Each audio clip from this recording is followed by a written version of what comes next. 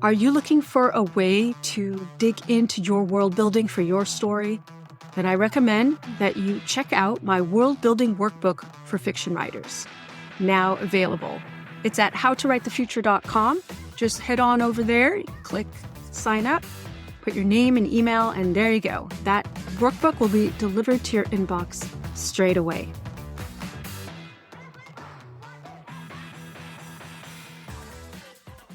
Hey everyone, welcome back to another episode of How to Write the Future. Today, I would like to talk about magic systems, rules of magic, even science systems in your science fiction and fantasy, all with the intent on positive, optimistic, and innovative futures. Because when we create new worlds for our readers to transport them inside of, and we offer them new ways of being in the world, new possibilities, we also offer them hope and new ways of seeing how they could be in the world. All right, so let's dive in. I was recently talking with one of my clients who asked me if we could discuss the rules of magic. She felt like her magical world needed more, and she didn't quite know yet what that was. So I gave her a bunch of prompts that I'm going to share with you today. So you can take these prompts and run with them. Now, I was inspired for these series of questions by the book, The Complete Guide to Writing Fantasy, Volume 1, edited by Darren Park and Tom Doulemond, published by Dragon Moon. The information for this book will be in the show notes. The first thing that occurs to me, because I'm very character-centric, is what are the do's and don'ts for your magic user inside your world? What do they already know they should or shouldn't do, they can or cannot do, and any other rules that a character knows because they grow up inside of your world. And I often start with my character. So I allow my imagination to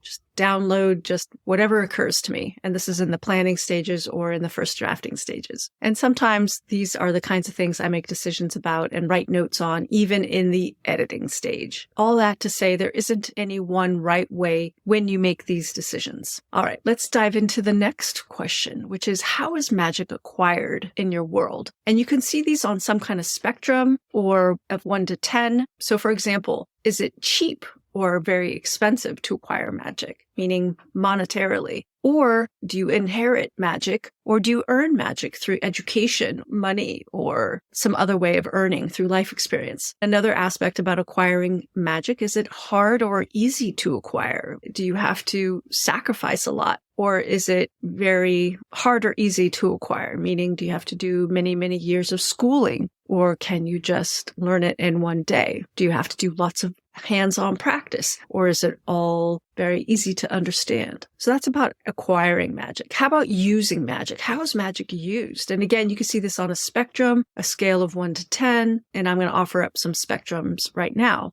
For example, when you use magic, is it very easy to use or is it very hard to use? How costly is it on the user themselves in terms of energy or some other aspect of giving something to be able to use it? How costly is using magic to the world? Does the magic user actually have to subtract something from the world to be able to create something with their magic? When you use magic, is it linked to a specific object, or a specific person, or a specific time of day, or a location? How do you conjure magic? Is it by word, just by thinking? Do you have to say it out loud? Or maybe you have to sing? Or is there a gesture? How is magic actually formed? And what is the cost of performing or using that magic? Another question to ask is, how is magic sourced? Does it come just from the mind? Or is it based in the earth? Or maybe in the spirit?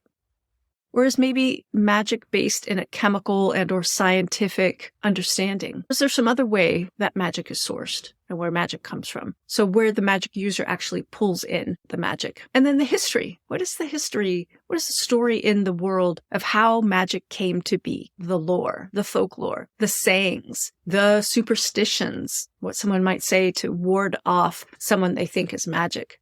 There's a whole evolution of how magic came to be. Is there a real story versus the fairy tale or folklore of the story? And they might be completely different, or maybe they're the same. Lastly, how is magic viewed in your world? Again, think about this on a spectrum or using numbers 1 through 10. For example, how do the users view it versus the non-users? How does different factions of society view magic? Does magic confer status, or maybe there's no difference? Maybe everyone has magic and there's no status differences. Is there some interesting kind of status or not? Is magic feared or is magic loved? Here's some questions to bring into your brainstorming phase or editing phase, even things you decide on the fly as you're writing. Maybe you plan them out in great detail from the beginning of your story planning process. However you do it, I hope these questions will help you. I want to give one more reference that can help you think about your culture, and that is the book Build Better Worlds, an introduction to anthropology for game designers, fiction writers, and filmmakers. When I was in college at UC Berkeley, I did study anthropology a few semesters. I was even deeply considering majoring in it. So reading this book was like coming back to a world that was familiar to me. But if you've never studied anthropology at all, I think this is a really helpful book. I've flipped through it. It's sparked a lot of ideas for me as a storyteller. So that is that on magic systems and some resources. Now, I want to talk about it in the realm of science fiction. I write science fiction right now. I also write fantasy. When I'm working on science fiction, I do think about the rules of science, but I also think about the assumptions I'm making for my story to work. Now, I don't write hard science fiction. That is, I'm not writing science fiction that uses today's science, maybe extrapolated into 1 or 2 or 3 steps possibility. I'm actually taking today's science and thinking, what if those technologies were all figured out? Let me give you an example. Graphene. I'm very excited by the notion of space elevators, and I have them as a backdrop in my setting for my Janie McAllister Space Station Investigator mystery series. I did research into what would allow space elevators to actually work, and people are working on this today. It's really exciting. There's a space elevator consortium, a group of people who are pushing forward the science and talking about it and educating the public about it. And I've even spoken to one of the founders of the group as background research. It turns out that the current technology today that everyone is hoping will work out to create space elevators is graphene. But there's a lot of problems today with graphene.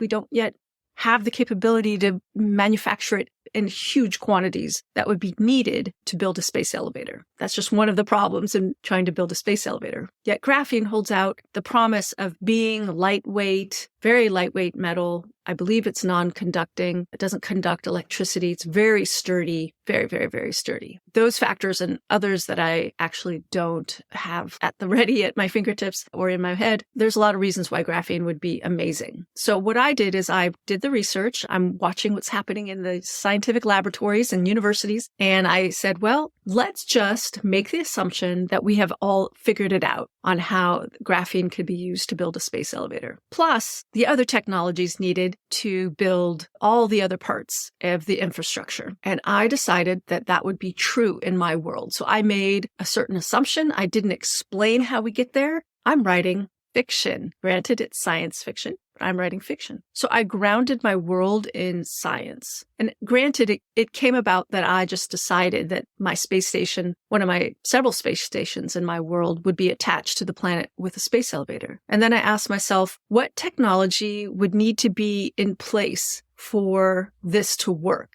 And that's where I started my research. I went onto YouTube and I did online research and I saw some experiments that people have done, very basic experiments to try and build some of the basic technology. I found this association for space elevators. I found out that Japan is doing some really interesting things in this area. And I'm like, in 100 years, it's possible that we would have figured this out. I'm really making some assumptions. I had to figure out what technology would allow my story world to exist. And it's basically graphene. I've done some preliminary research over the, 6-7 years now that I've been working on this book series. I'm like, good enough. I'm writing fiction. And then I also asked myself, what other technologies would have to be real for my infrastructure of my world, of all these space stations around planet Earth and beyond, to be just as common as building a skyscraper today. And so I made some other assumptions based on today's technology about space jets, about artificial gravity. Now, I made some big leaps with artificial gravity, but I did think about all the science that would have to be true and all the things that we would need for it to be real. And what I've discovered in my research is that science is constantly moving the frontier forward, little bit by little bit, about what we know to be true about the laws of physics, about our universe as a whole. Just look at what the James Webb Space Telescope has shown us and has made us go, oh my God, wow, I had no idea. So we are constantly pushing the edges of science, and that's so exciting to me. So who's to say we won't figure out some incredible way to generate tremendous amounts of energy with smaller and smaller generators that one day we could create artificial gravity in some unique way. We already know how to create artificial gravity by spinning a space station. In my studies of science, and I have been studying science since I was a kid because I thought I would be a doctor. So I actually took advanced biology in high school, of course, chemistry, which I admit was challenging for me. Today, I watch tons of videos on all kinds of science, specifically fundamental physics. And my husband is a high school physics teacher now for almost 20 years. So I have a basic understanding of what is possible. And I think as a fiction writer, it's totally our job to make up the impossible. If someone were to question, well, how could your world exist? I could tell them the assumptions I have made that make my world possible. All that to say, if you're not writing hard science fiction like I am not, then as long as you understand the assumptions that your world is based on and you as the author are confident, that confidence will show in your work. Will it be enough to please every reader? Of course not. Will it be enough to please the hard sci-fi readers? Yeah. Probably not. I have actually received emails from people telling me how my science is wrong. What's interesting about that is they seem to forget that I'm writing fiction and that I've actually thought a lot about how my science could work. And I'm making it up. And that's part of my job as a fiction writer. And also, it's part of what's fun. All right. So today we talked about rules of magic and some questions that you can ask to develop magical systems inside your stories. And then I talked about assumptions that you may want to make for your science fiction worlds and gave you a few examples. Let me know if you have any questions about setting up the rules of your world, and be sure to download my world building workbook to help you work through these questions and ideas. All right. That's it for this week, everyone. Thank you so much for listening in. I so appreciate your time, your attention, and above all, your imagination. Thank you so much, everyone, for listening to my podcast. Your interest and feedback is so inspiring to me and helps me know that I'm helping you in some small way. So write long and prosper. Are you stuck and overwhelmed by world building? Then check out my new world building workbook for fiction writers. Head over to howtowritethefuture.com and sign up for yours today.